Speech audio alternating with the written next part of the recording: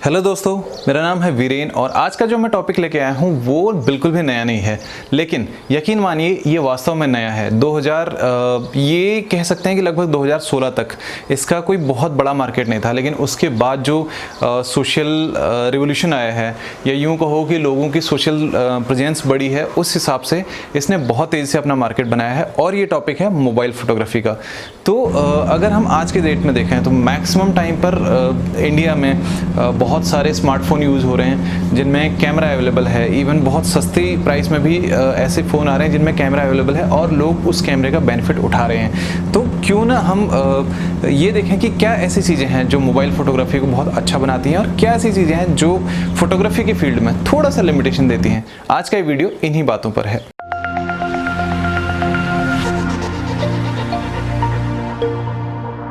तो दोस्तों, सबसे पहले बात करते हैं मोबाइल फोटोग्राफी के बेनिफिट्स पे।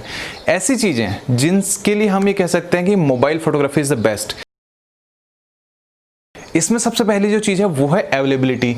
कुछ भी हो, कहीं भी हो, आप कहीं भी जा रहे हो, चाहे वो नेटवर्क एरिया है या नहीं है, चाहे वो दिन है चाहे वो रात है, आप ट्रैक पे जा रहे हो, आप किसी सी बीच पे जा रहे हो, आप कहीं भी जा रहे हो, आपके पास हमेशा एक मोबाइल अवेलेबल रहता है। इसका मतलब यह है कि आपके पास एक ऐसा इक्विपमेंट अवेलेबल है जो किसी भी टाइम फोटोग्राफ खींचने के लिए रेडी है। और दूसरी जो चीज़ है वो ये कि ये हमेशा आपको रेडी टू यूज़ मिलेगा, मतलब इसमें बैटरी हमेशा रहती है। DSLR के साथ थोड़ा सा प्रॉब्लम है कि हम अक्सर शूट करने के बाद जब बैटरी ड्रेन हो जाती है तो हम उसे चार्ज करना भूल जाते हैं। अगली बार कई बार ऐसा होता है कि जब हम अपने शूट पे जा रहे होते हैं और आपके पास बैटरी नहीं बचती है, लेकिन मोबाइल के साथ ऐसा नहीं है। मोबाइल में हम कोशिश करते हैं कि ये 24/7 लाइव रहे, जिंदा रह सके। तो इस वजह से आपके पास एक ऐसा इक्विपमेंट है जो हमेशा रेडी टू यूज़ है, किसी भी टाइम आप इसे किसी भी कंडीशन में यूज कर सकते हो। दूसरी चीज़ जो इसकी सबसे अच्छी मुझे लगती है वो है ईज ऑफ यूज़। आप किसी भी कंडीशन में इसे यूज कर सकते हो। आपने सिंपली पॉइंट आउट करना है, आप अपना मोबाइल उठाएंगे, सीधे डायरेक्टली पॉइंट आउट करेंगे और आपका फोटोग्राफ आ जाएगा। यहाँ पर आपको DSLR की तरह सेटिंग करने की कोई ज़रूरत नहीं है। जो हाई एंड कैमराज होते हैं उनमें बहुत सारे एक्सपोजर एलिमेंट्स को आपको कंट्रोल करना पड़ता है। यहाँ पर ऐसा कुछ भी नहीं है। सिंपली अगर आपको बहुत ज़्यादा कुछ चेंजेस करने हैं तो आप अपनी स्क्रीन पर आपको एक सन या मून बना हुआ नज़र आता है। ये बेसिकली एक्सपोजर कंपनसेशन है जिसको आप या तो हाई कर सकते हैं या लो कर सकते हैं। जिससे में आप हल्के लो लाइट में होते हैं उस टाइम पर आप उसे हाई की ओर को करते हैं, और जब आप बहुत डार्क डे लाइट में होते हैं, हार्श डे लाइट में होते हैं, उस टाइम पर आप उसे लो करना शुरू कर देते हैं। बस इतना करने से ही आपके मार्वलस फोटोज आ जाते हैं। तीसरी चीज़ इस लिस्ट में जो मैं रखना चाहूँगा वो है आपके पास जो भी आपने फोटोग्राफ क्लिक किया है वो आपके मोबाइल में है और आप किसी भी टाइम उसे सोशल मीडिया पे डाल सकते हैं। आप किसी भी टाइम उसे अपने दोस्तों को शेयर कर सकते हैं, आप किसी भी टाइम अपने ऑफिस वालों को उसे शेयर कर सकते हैं। इसका मतलब ये है कि आपके पास जो फोटोग्राफ आपने खींचा वो फोटोग्राफ आपके मोबाइल में ही है, डायरेक्टली यहीं से भेजा जा सकता है। नॉर्मली अगर हम बात करें किसी दूसरे कैमरा की, तो उस कैमरा से एक बार हमको डेटा निकाल के अपने मोबाइल में डालना पड़ता है या कंप्यूटर में डालना पड़ता है या कुछ ऐसा करना पड़ेगा जिससे कि वहां से फिर मैं उसे किसी और को भेज सकता हूं या कहीं भी सोशल मीडिया पे डाल सकता हूं। मतलब आपको बीच में एक यूनिट लगानी पड़ती है। तो ईज ऑफ शेयरिंग, मैं ये कह सकता हूं कि ये इसका बेहतरीन पार्ट है।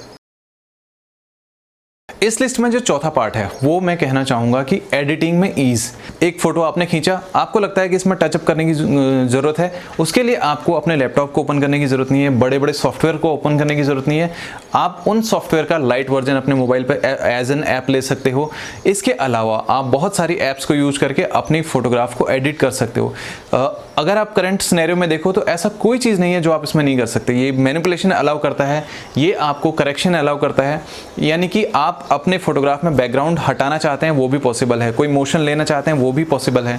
अगर आप अपने फोटोग्राफ में डबल एक्सपोजर करना चाहते हैं वो भी पॉसिबल है। स्टैकिंग, पैनोरामा, सब कुछ इसमें अवेलेबल है। तो इसका मतलब ये है कि फ़ोटो खींचना ही नहीं, उसके बाद उसकी एडिटिंग और उसके बाद अगर आपको लगता है कि कुछ मैनिपुलेशन है वो चीज़ें भी इसमें अवेलेबल हैं। पांचवी चीज़ जो मैं इस लिस्ट में रखना चाहूँगा वो है इसकी एक्सेसरीज। अगर आप देखो करंट सिनेरियो में लोग इसे वीलॉगिंग के लिए यूज़ करने लगे हैं, लोग इसे अपने यूट्यूब वीडियोस बनाने के लिए यूज़ करने लगे हैं। आप देख सकते हैं कि सेल्फी के लिए अलग से लाइटिंग आती हैं जो आप अपने मोबाइल पे लगा सकते हो। आप इसमें अलग अलग लेंसेज लगा सकते हो जिससे कि आप अलग टाइप की फोटोग्राफी कर सकते हैं। तो ऑप्शंस बहुत ज़्यादा हो गए हैं। धीरे धीरे हमारे पास ऐसी चीज़ें आ रही हैं जो आपके कैमरे में और ज़्यादा ऑप्शन आपको देती जा रही हैं। तो ये कुछ ऐसी चीज़ें हैं जो आपको एक ऐसा पूरा इकोसिस्टम दे रही हैं जहाँ पर आपका जो मोबाइल फ़ोन है वो बहुत आगे तक जा सकता है। छठे नंबर पर मैं इसमें रखना चाहूँगा बहुत सारे फंक्शंस को। फंक्शंस का मतलब एक मोबाइल फ़ोन है लेकिन आप इससे कॉलिंग कर सकते हो, आप इससे मैसेजिंग कर सकते हो, आप इससे सोशल साइट्स पे कनेक्ट हो सकते हो, आप कैमरा ऐप यूज़ कर सकते हो, इसके अलावा भी बहुत n नंबर्स के ऐप आप यूज़ कर सकते हो। मतलब कि आपको बहुत सारे और जो चीज़ें हैं उन सबको रखने की ज़रूरत नहीं है, सिंपली एक मोबाइल फ़ोन आपके वेरियस काम करता है। अब यही फंक्शन इसी तरीके से अगर मैं सोचूं कि क्या ये एक कैमरे में करता है, तो उस कैमरे के हिसाब से आपको बहुत शानदार फीचर्स मिलते हैं फोटोग्राफी के लिए, बहुत शानदार फीचर मिलते हैं वीडियोग्राफी के लिए।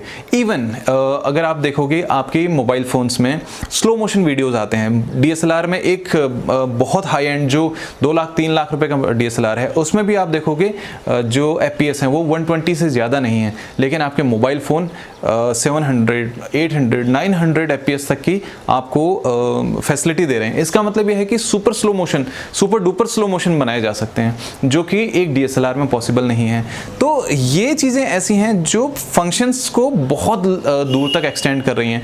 4K रिकॉर्डिंग मोबाइल में बहुत इजीली हो गया है। अगर आप फोटोग्राफी की बात करते हो, आप इसमें रॉ फोटोग्राफ ले सकते हो, इससे बेहतर और आपको क्या चाहिए। और ऐसी बहुत सारी ऐप हैं जो मोबाइल के रॉ को भी एडिट करती हैं। तो इसका मतलब यह है कि आपके पास ऑप्शन तो हैं, वो ऑप्शन एक्सटेंड होके आपको मिल रहे हैं, जो कि अगर आप कॉमनली बात करो तो एक DSLR में उस टाइप के फीचर्स लेने के लिए बहुत अच्छा पैसा खर्चना पड़ता है, तब जाके वो फैसिलिटीज़ आपको मिलती हैं। तो इतनी सारी फैसिलिटीज़ सिंपली एक मोबाइल फ़ोन के अंदर आपको मिल रही हैं।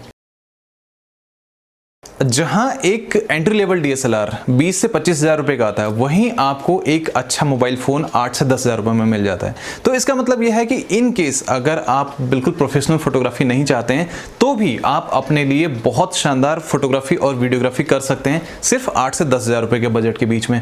यहाँ पर अगर मैं बात करूँ थोड़ा सा एक्सेसरीज ऐड करने की, तो पॉसिबली आपका जो बजट है वो 15 हज़ार तक चला जाए, लेकिन यकीन मानिए सिर्फ इतने बजट के अंदर भी आप बहुत शानदार चीज़ें कर सकते हैं। अगर आप लोगों ने मेरा इंस्टाग्राम पेज देखा होगा तो आपने देखा होगा मैंने उसमें बहुत सारे फोटोग्राफ्स मोबाइल से कैप्चर किए हुए हैं, और ये सारे के सारे जितने भी फोटोग्राफ्स हैं ये सब सिर्फ 10 हज़ार रुपये के मोबाइल फ़ोन Redmi Note 8 से शूट किए गए हैं। तो इसका मतलब यह है कि बहुत कम प्राइस में भी आपके पास जो इक्विपमेंट है वो इक्विपमेंट आपको बहुत ज़्यादा ऑफर करता है।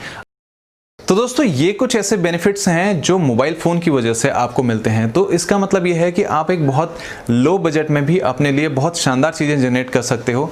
अब बात करते हैं कुछ ऐसी चीज़ों के बारे में जो कि एज अ फोटोग्राफर या एज ए वीडियोग्राफर आपकी जो लिमिटेशंस आ जाती हैं, उन सब चीज़ों पर बात कर लेते हैं। सबसे पहली चीज़ जो मुझे नज़र आती है वो है कि एक्सेसरीज तो लगाई जा सकती हैं, बट लेंसेज चेंज करना is a biggest benefit of any equipment.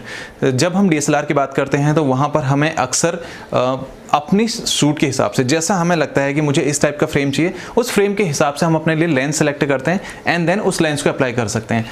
लेकिन मोबाइल फ़ोन में ये पॉसिबिलिटीज़ नहीं होती हैं। इसमें जो लेंसेज अवेलेबल हैं वो बहुत लिमिटेड हैं। आप मैक्रो लेंस यूज़ कर सकते हो, आप वाइड एंगल लेंस यूज़ कर सकते हो, और आप टेलीफोटो लेंसेज यूज़ कर सकते हो जो थोड़े बहुत मार्केट में अवेलेबल हैं, लेकिन वो इतने सफिशिएंट नहीं है। मैक्रो लेंसेज नो डाउट बहुत शानदार हैं, बट वाइड एंगल और टेलीफोटो के केसेस में आप थोड़ा सा यहाँ पर मात खा जाते हो। दूसरी चीज़ जो मुझे इसमें नज़र आती है वो ये है कि इन केस अगर आप अपने मटेरियल को प्रिंटिंग के लिए यूज़ करना चाहते हो या कमर्शियल फोटोग्राफी के लिए यूज़ करना चाहते हो, तो वो चांसेस बहुत कम हो जाते हैं। अक्सर ऐसे कामों को करने के लिए आपको बहुत महंगे मोबाइल फ़ोन्स खरीदने पड़ते हैं, लेकिन उनका काम भी कोई बहुत हाई लेवल का नहीं रह जाता है। उसके बाद जो आपका, जैसे सपोज करिए आपने एक फ़ोटोग्राफ खींचा और आप ये चाहते हो कि अब मैं इसे प्रिंट करा लूँ कहीं पर या किसी मैगज़ीन को दे दूँ जिससे कि वो लोग इसे प्रिंट करा सकें। हालांकि ऐसा है, डिजिटल यूज़ के लिए आप उन फोटोग्राफ को यूज़ कर सकते हो, बट अगर आप प्रिंटिंग यूज़ के लिए देखना चाहते हो तो आप उसे बहुत ज़्यादा बड़ा नहीं कर सकते। A4 तक के फोटोग्राफ्स आपके बहुत अच्छे आ जाते हैं, बट जैसे जैसे आप अपने पेपर साइज़ को A4 से ज़्यादा बढ़ाना चाहते हैं, A3 की तरफ को मूव करते हैं, आप देखते हैं कि मैक्सिमम टाइम पर आपके जो फोटोग्राफ्स हैं वो ख़राब हो चुकी हैं। तीसरी चीज़ जो मैं यहाँ पर रखना चाहूँगा वो है इसकी लो लाइट कैपेसिटी। अगर आप देखो तो एक DSLR के कंपैरेटिवली में ये मोबाइल फ़ोन अपनी लो लाइट कैपेसिटी के मामले में बहुत वीक है। तो क्योंकि वो जो कैमराज हैं वो काफ़ी बड़े सेंसर के साथ आते हैं, जिनकी वजह से वो बहुत अच्छा लो लाइट कंट्रोल करते हैं, वो नॉइज़ को बहुत अच्छे स्ट्रांगली कंट्रोल करते हैं, हाई आईएसओ को मैनेज कर सकते हैं। समहाउ मोबाइल फ़ोन्स में ऐसा नहीं है। बहुत छोटे सेंसर की वजह से आपको चैलेंजेस बहुत ज़्यादा बढ़ जाते हैं। आप लो लाइट में कंट्रोल नहीं कर पाते। जो प्रॉब्लम्स हैं वो कुछ इस तरह से आती हैं कि आपके जो फोटोग्राफ्स हैं वो बहुत ज़्यादा नॉइजी होती हैं, उनके एजेस ख़राब हो जाते हैं, कलर मिक्स हो जाते हैं, और भी बहुत सारी प्रॉब्लम्स आती हैं जो कि हम लो लाइट सिचुएशंस में देखते हैं। चौथा जो लॉस मुझे नज़र आता है वो है जब भी आप इससे कोई डेटा निकालते हैं, चाहे वो वीडियो है, चाहे वो एक स्टिल फोटोग्राफ है, उसमें कहीं ना कहीं एक प्रोफेशनल लेवल पे या यूं कहो कि कमर्शियल लेवल पे बहुत वीकनेस रहती है। अगर आप इवन एक 4K वीडियो को भी देखते हो तो एक 4K वीडियो जो आपने मोबाइल फ़ोन से शूट किया हुआ है, एक 4K वीडियो जो आपने DSLR से शूट किया हुआ है, इन दोनों के साइज़, कलर, रेजोल्यूशन, इन सब में बहुत ज़्यादा फ़र्क रहता है। हालांकि नंबर सेम है 4K, बट अगर आप देखोगे एक्चुअल में जो फुटेज आपके पास मिल के आती है, उस फुटेज में ज़मीन आसमान का फ़र्क आ जाता है। बहुत ज़्यादा डिफरेंस है। इवन जब आप ये चाहते हो कि आपके मोबाइल फ़ोन को प्रोफेशनल ग्रेड, मोबाइल फ़ोन का जो आउटपुट है उसको प्रोफेशनल ग्रेड का बनाना है, तो उसके लिए जो बीच में सॉफ्टवेयर इन्वॉल्व होते हैं वो बहुत हाई लेवल के सॉफ्टवेयर इन्वॉल्व करने पड़ते हैं, जिसकी वजह से आपको वो रिज़ल्ट मिल सके जो कि एक इंडस्ट्री लेवल का रिज़ल्ट है। अक्सर हमने देखा है कि लोग शॉट ऑन फ़ोन जो वीडियोज़ हमें एडवर्टीजमेंट में मिलते हैं, जनरली हमें ये लगता है कि ये डायरेक्टली ऐसे ही शूट किया गया। नहीं, ऐसा नहीं है। आपको कुछ ना कुछ उसमें काम करना पड़ेगा। सोशल मीडिया पे उसे बहुत छोटे स्क्रीन पे देखने पे आपको लगता है कि yes it is okay, but the moment आप उसे किसी अच्छी स्क्रीन पे देखना चाहते हो और बड़ी स्क्रीन पे देखना चाहते हो, देन यू विल रियलाइज़ कि इसमें वो बात नहीं है जो कि एक किसी भी अच्छे लेवल के कैमरे से शूट करने पर मिलती। यही एक रीज़न है कि जब भी प्रोफेशनल ग्रेड की फ़ोटोग्राफी या वीडियोग्राफी की बात की जाती है तो आप कहीं ना कहीं उन बड़े बड़े इक्विपमेंट्स पे डिपेंडेंट हो जाते हो, जो कॉस्ट वाइज भी आपको बहुत ज़्यादा पड़ते हैं और जिनको ऑपरेट करने के लिए आपको सीखना भी पड़ता है। फाइनली एक और टॉपिक पे बात कर लेते हैं, वो है कि आपका मोबाइल फ़ोन एक ही इक्विपमेंट है लेकिन बहुत सारे काम कर सकता है। बट समहाउ ऐसा माना जाता है इंडस्ट्री में कि अगर आप सारे काम कर सकते हैं तो आप किसी एक चीज़ के मास्टर नहीं हैं। एक डेडिकेटेड कैमरा जो कि सिर्फ और सिर्फ फोटोग्राफी और वीडियोग्राफी करता है, वो बहुत अच्छे से उस काम को हैंडल कर सकता है, बिकॉज उसका एक ही काम है और वो है फोटोग्राफी या वीडियोग्राफी करना। लेकिन ये बहुत सारे काम कर सकता है, इस वजह से इसमें बहुत सारे ऐसे इक्विपमेंट्स नहीं लगाए जा सकते जो इमेजेस को और अच्छा बनाने में काम आ सकें या अपने सेंसर साइज को बड़ा नहीं किया जा सकता। अगर आप इसी सिनेरियो में DSLR या जो हाई एंड कैमराज होते हैं उनका आउटपुट देखोगे, देन यू विल रियलाइज कि इसमें बहुत चांसेस बाकी हैं। बहुत बड़े साइज की फोटोग्राफ्स मिलते हैं और ऐसे रॉ फाइल्स मिलती हैं। उसके बाद जब आप उनको एडिट करते हो तो आपका जो स्कोप होता है वो बहुत बड़ा होता है। मोबाइल फ़ोन्स में कहीं ना कहीं इस चीज़ का आपको नुकसान होता है। आपको हर बार एक ऐप को यूज़ करना है और उस ऐप के फीचर्स आपके उस इमेज को कुछ ना कुछ लॉस करते चले जाते हैं। बेनिफिट आपको होता है, नो डाउट, आपके कलर अच्छे हो जाते हैं, आपकी लाइटिंग अच्छी हो जाती है, आपकी बैकग्राउंड पॉसिबली आप चेंज कर सकते हो, बट कहीं ना कहीं आपको उस चीज़ का नुकसान होता जा रहा है जो कि फ़ोटो की ओरिजिनलिटी को लॉस करते चले जाते हैं। तो दोस्तों ये थे इसके कुछ प्रोज एंड कॉन्स। हम देख चुके हैं कि क्या क्या चीज़ें हमको बेनिफिशियल हैं और क्या क्या चीज़ों का नुकसान हमको होता है। जब भी आप अपनी फोटोग्राफी या वीडियोग्राफी के लिए अपने मोबाइल कैमरे को यूज़ करना चाहते हैं तो आप इन दोनों के हिसाब से कंपेयर कर सकते हैं कि क्या ये इक्विपमेंट आपके जिस टाइप के काम को आप करना चाहते हैं उस टाइम के लिए, उस काम के लिए अच्छा है। एंड ऑफ द डे ऐसा बोला जाता है कि ये सिर्फ एक इक्विपमेंट है, जो इंपॉर्टेंस है वो इसके पीछे खड़े आदमी की है, जो इसे ऑपरेट कर रहा है उस बंदे की है। तो अपने को इन्हांस करिए, अपनी नॉलेज को इन्हांस करिए।